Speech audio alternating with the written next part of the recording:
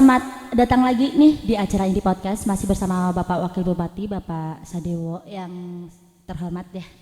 Bapak, lanjut lagi nih Pak nih ya kan, terkait pandemi ya kan. Tadi kan kita setelah buka pasti udah banyak nih, udah banyak ya, malam-malam pasti banyak juga yang pembatasan ya kan, setelah buka tadi juga taraweh juga kan ada pembahasan tentang taraweh juga. Nah Pak, untuk PPKM sendiri nih, apakah PPKM itu sendiri masih diperpanjang atau masih diperpanjang? Sampai saat ini belum ada pemberhentian PPKM. Belum ada pemberhentian PPKM. Harapannya pokoknya kalau saya sih kepenginnya segera berhenti. Iya Pak. Tolok ukurnya ya kalau pandeminya tidak melonjak. Iya benar Pak. Mestinya kemarin dengan pemberlakuan PPKM di Kabupaten Banyumas Kota, yang tadi saya cerita ya, iya, benar, mulai Februari turun, kemudian April naik, Mei-nya nggak melonjak lagi. Sedikit melonjak ya Pak ya. Iya. Nah kalau misalnya ini PPKM itu sendiri menurut Bapak nih, dari yang sudah ada terstruktur itu sangat berfungsi atau masih kurang sih untuk setelah protokol itu? Positif dampaknya. Positif ya. Buktinya PPKM kan diberlakukan mulai Februari Maret ya, itu turun drastis. Turun drastis. Bukan karena di luar, di samping PPKM, Pak Bupati itu membuat kebijakan dibentuk tim jaga komorbid. Di setiap desa itu ada petugas yang menjaga orang-orang tua yang kena komorbid. Bukan orang tua ya, orang tua dan orang yang punya penyakit bawaan. Sehingga mereka keliling 5 orang itu didata dan diawasi. Kemudian kalau ada gejala langsung datang petugas dari puskesmas. Oke, langsung diperiksa ya Pak? Langsung diperiksa. Kemudian kalau ketahuan rapid antigennya positif, kemudian di swab ya. Jadi rapid antigen positif belum tentu positif. Ya. Oh iya benar-benar, karena antigen sih ya Pak. Kalau kemudian swabnya positif, ya PCR-nya positif, itu langsung dibawa ke rumah sakit atau karantina. Oke, ini kan mungkin dari masyarakat ya Pak, apalagi termasuknya saya ya Pak, untuk yang swab itu berarti kan rada sedikit tidak affordable ya untuk harganya. Nah itu Pak, untuk permasalahan itu nih supaya masyarakat mau untuk tes ataupun ketika sudah ada gejala nih, apakah ada Pak dari pemerintah ada pemerintah ini? Gratis kok. PCR gratis Pak? Gratis. Kalau memang ada gejala, kemudian memang dari kalangan tidak mampu, otomatis lapor ke puskesmas akan di rapid antigen, kemudian kalau itu memang reaktif ya di swab gratis. Sampai perawatannya aja gratis. Oke, berarti emang benar-benar gratis sampai sembuh gratis. Ya? Kalau ada yang narikin, laporin ke saya. Itu kayak nanti saya lapor sih. Oke, nah kalau misalnya dari acara sendiri tadi sudah dibahas, terus juga kan banyak juga masyarakat yang masih memandang, nah kalau misalnya saya nggak keluar nanti saya nggak dapat duit kayak gitu. Nah itu bagaimana? Ini itu, memang Pak? Seperti kata Pak Jokowi susah. Ya. Susah ya. Jadi antara rem dan gas itu harus seimbang. Iya. Tetapi kalau remnya kita lepas, ya, apalagi ini kalau pemudiknya kemudian banyak sekali. Lonjakannya ya Pak. Lonjakannya ya nanti ekonominya macet lagi. Kuncinya supaya masyarakat bisa keluar rumah, bisa beraktivitas, bisa kerja lagi, ya caranya sekarang kita tekan COVID-19, kemudian berhenti sehingga betul-betul menjadi normal. Jangan sampai terjadi seperti India. Oh iya, India kemarin karena festival ya, festival Gangga itu. Kemudian kalau pendapat saya pribadi ya, itu karena India kan waktu itu bulan Januari sudah paling baik. Nomor 1 sedunia. Karena hampir warganya itu, India kan memproduksi vaksin Sinovac. Sinovac Cina yang terbesar dari Cina, yang kedua itu dari Cina bahan baku diproduksi di India. Dan India itu sudah paling banyak divaksin. Ternyata vaksin itu tidak menjadikan orang itu kebal. Tidak patokan, bukan patokan ya Pak. Apalagi kalau sudah divaksin, ketempelan virusnya agak nakal, agak beling, itu kemudian virusnya bermutasi menjadi lebih ganas. Ini yang terjadi di India seperti itu. Makanya lonjakannya kemarin sampai ratusan ribu ya. Puluhan ribu. Puluhan ribu itu kayak banyak juga yang akhirnya tidak menggunakan ambulans, jenazahnya itu diantar menggunakan motor. Itu sampai saya kayak itu pasti yang mengantar pun kayaknya juga pasti kena virus juga sih pasti itu. Karena jenazahnya di bawahnya juga nggak pakai peti. Iya, langsung digendong itu. Berarti untuk vaksin sendiri nih Pak, kan Indonesia kan ada vaksin juga kan kemarin kan.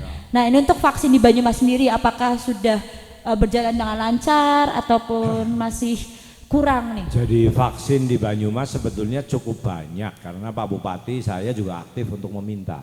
Oke. Ya. Sedangkan pengadaan vaksinnya itu memang dipasok dari pusat. Ya, dari Kementerian Kesehatan. Ya. Jadi kita nggak bisa mengadakan vaksin sendiri. Iya benar. Itu tercatat terdata ya.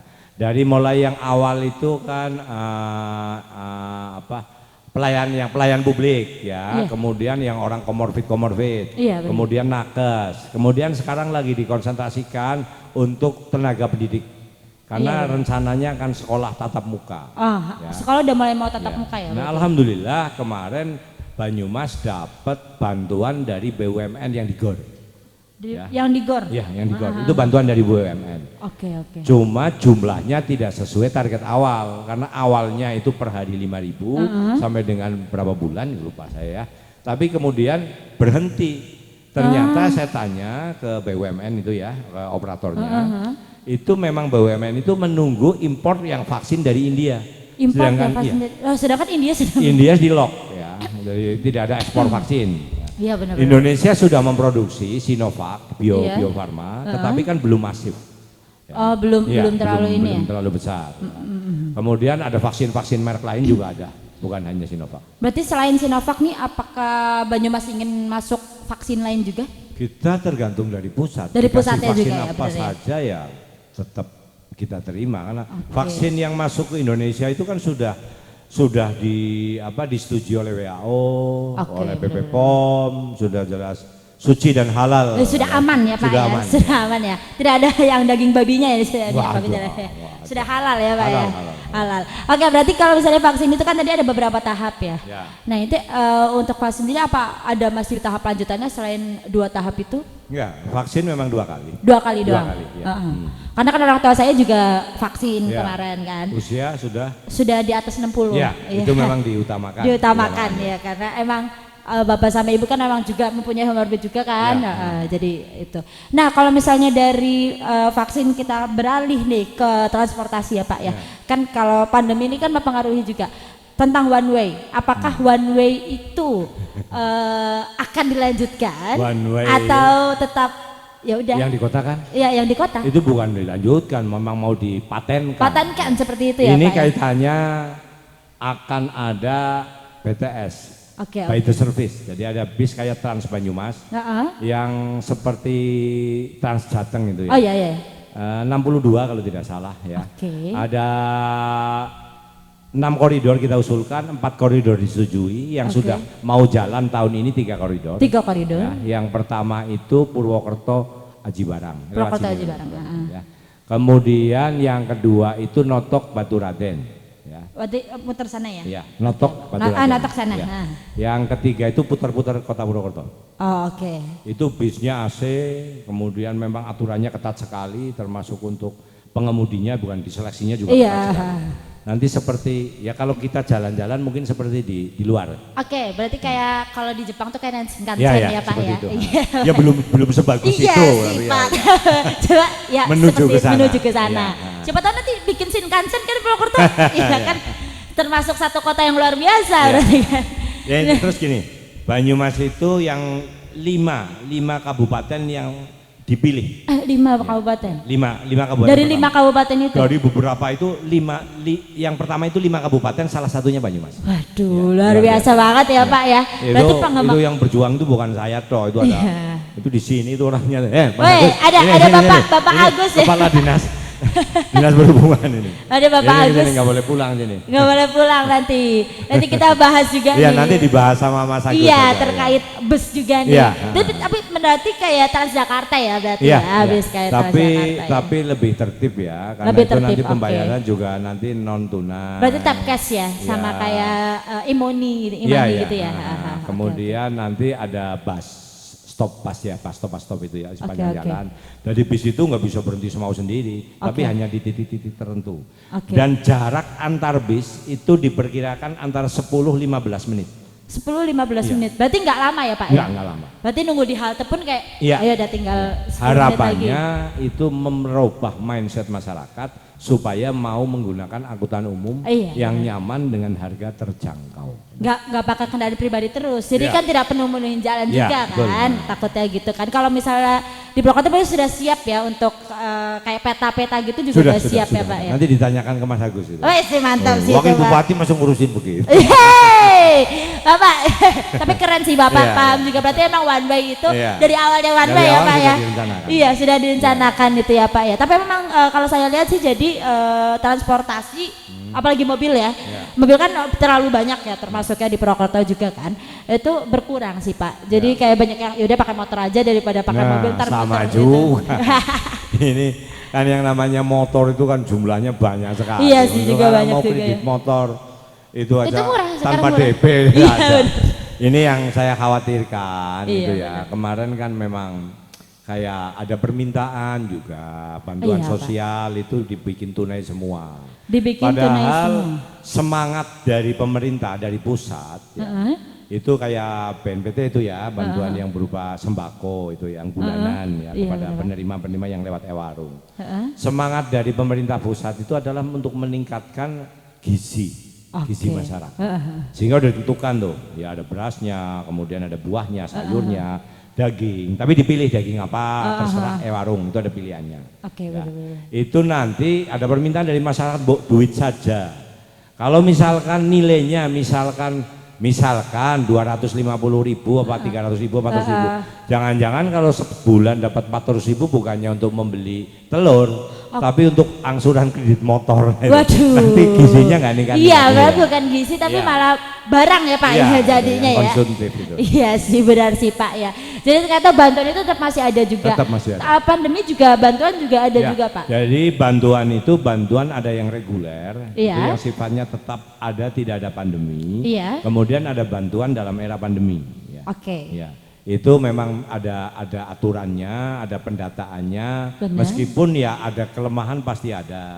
Sehingga warga masyarakat ada yang kedobel-dobel. Ya, udah ada yang belum dapat reguler, juga. ada yang belum dapat gitu.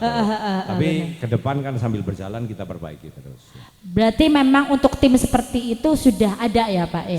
Sudah ada ya berarti ya. Dan untuk PPKM pun masih tetap dilanjutkan? Masih berjalan. Bergantung dengan apa ini mau dilonggar atau tidak? Ya dilonjakannya ya? Tergantung kepada ya jumlah yang positif di Kabupaten Banyumas. Kalau menurun semakin kecil ya semakin cepat PPKM-nya mungkin berhenti. Tapi kalau Pak Bupati dan saya sih tetap meskipun kemarin bulan Februari sudah turun PPKM tetap dipertahankan. Karena kalau dilepas ini berbahaya. Iya takutnya tetap menjadi lonjakan ya. Apalagi Purwokerto juga menjadi salah satu tujuan dari beberapa kota-kota juga kan. Kabupaten sekitar itu kan kalau belanja di Purwokerto. Iya, benar apalagi dari Purbalingga ataupun dari Banjar, Cilacap gitu mereka rata-rata Purwokerto semua. Karena Purwokerto secara struktur sosialnya dan juga ekonominya juga sudah mapan ya untuk hal itu ya. Bandara itu boleh ada di Purbalingga. Tetapi orang datang pasti menginapnya akan lari di Purwokerto. Karena di Purwokerto apa ada? Benar. Belanja ada, mau hiburan ada, yang mungkin tidak ada di kabupaten lain. Ada alam juga ada yang alam atas, ada yang bawah juga ada ya Pak. Ya berarti karena Purwokerto menjadi tujuannya juga. Jadi semoga sih pandemi ini cepat selesai juga kan. Jadi perkembangan secara wisata, secara budaya itu semakin bisa dikembangkan lagi. Apalagi ekonomi ya Pak ya. Tujuannya kan itu pengembangan wisata. Kemudian pengembangan budaya Banyumas ya. Iya Pak. Itu kan tujuannya pasti untuk peningkatan kesejahteraan masyarakat. Iya benar. Makanya saya sering ngomong gini, yang namanya pemilihan dari mulai presiden, gubernur, bupati wali kota, kepala desa, itu kan punya visi misi. Orang-orang visi misinya banyak, dakik banyak. Tapi nggak ada yang terrealisasikan. Kalau saya sederhana saja visinya bagaimana supaya masyarakat lebih sejahtera. Kalau masyarakatnya sejahtera, otomatis kesehatannya dia bisa terjamin, pendidikannya bisa terjamin.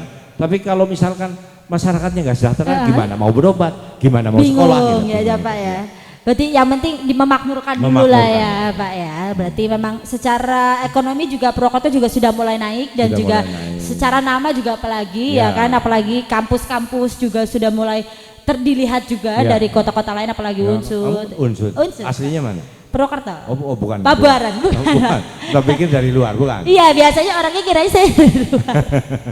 Tapi memang sudah banyak yang kenal juga akhirnya ya kan. Malah orang Purwokerto kebanyakan nyari ilmunya di luar. Ya, iya dari kan? orang luar banyak yang ke Purwokerto. Unsud itu sudah namanya sudah cukup bagus. Iya benar Pak. UMP juga beberapa fakultas sudah naik juga. Daun. Farmasinya udah luar biasa itu. Iya, dicari juga sih ya, Pak. Farmasi hukumnya juga Hukum, kan.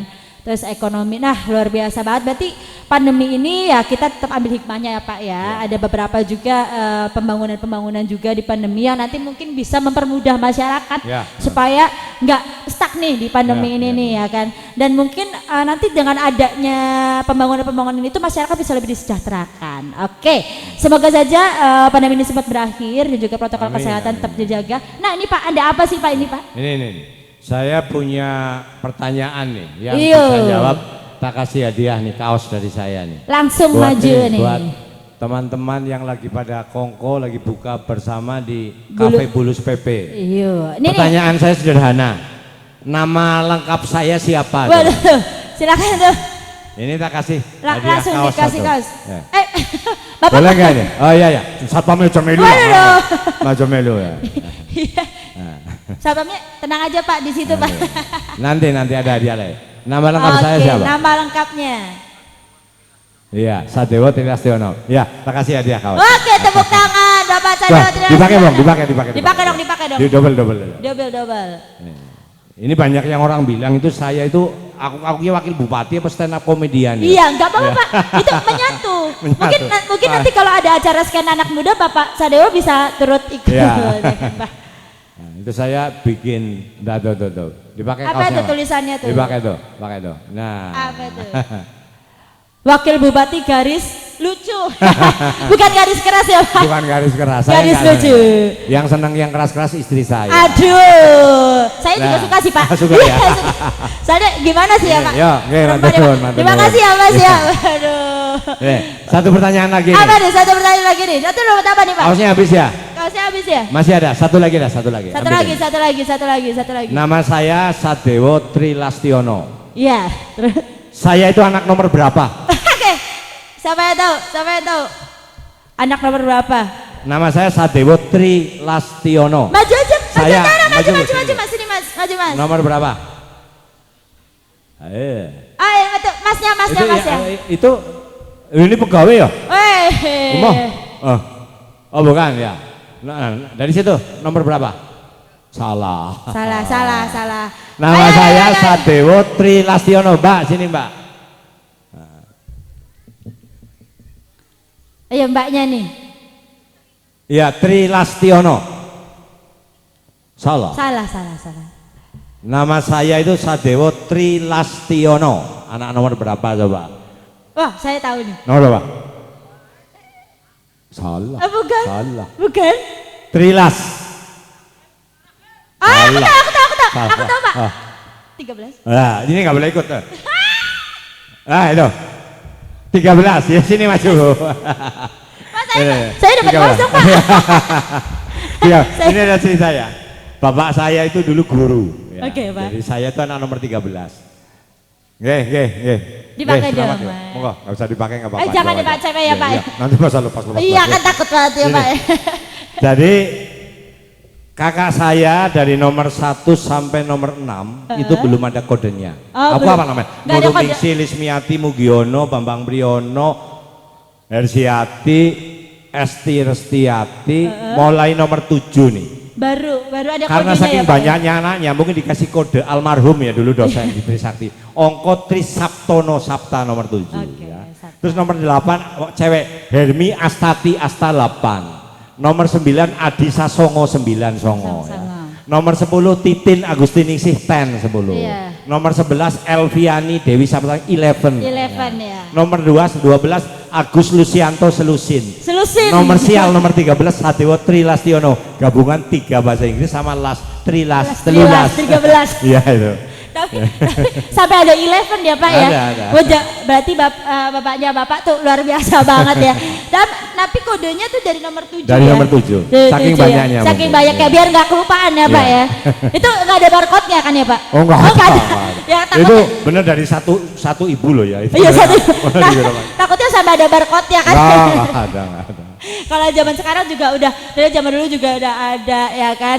Udah ada. Ya nomor 14 nggak ada Pak? Nggak ada. Berarti Bapak terakhir. Terakhir. Ya, terakhir ya sama dong saya juga anak terakhir. Anak terakhir luar biasa. Oke, terima kasih Bapak ya sudah menjelaskan tentang pandemi juga, juga tentang protokol kesehatan, apalagi tentang ingat tadi udah lonjakannya sampai 17 ya sudah meninggal sampai ya. Tanggal 10. Sampai tanggal 10. Saya hari ini belum update. Dari kemarin. Belum update. Mudah-mudahan hari ini 0. Semoga aja hari ini 0 dan tetap harus jaga protokol kesehatan. Kalau nggak perlu banget jangan keluar ya Pak ya. Kalau misalnya masih WFH mendingan di rumah aja ya kan. Kalau misalnya memang harus keluar ya tetap harus pakai masker. Hand sanitizer jangan lupa ya kan dan juga tetap jaga jarak ya Pak. Kita jaga jarak ya Pak ini 1 meter ya Pak ya. Oke terima kasih Bapak Sadewo ya.